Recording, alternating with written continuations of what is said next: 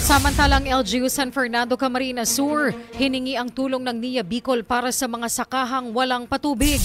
Brigada Joel Jeremias, ibrigada mo. Brigada 5 report.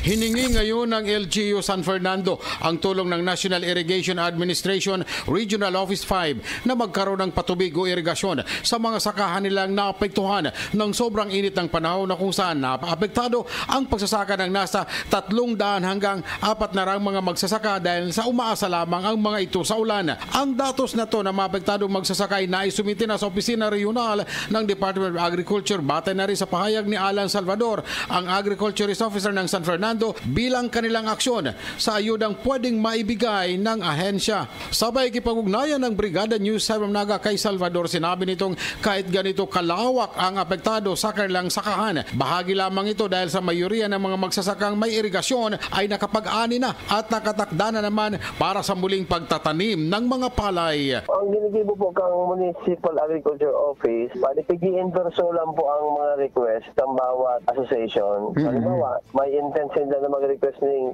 irrigation pump sa Department of Agriculture sa Region 5. So mahagi po yan sa Municipal Agriculture Office. I-endorse po yan kang Municipal Agriculturist. In the heart of changing lives, ito si Brigada Joel Jeremias ng 103.1 Brigada News sa Famnaga, The Music and News Authority.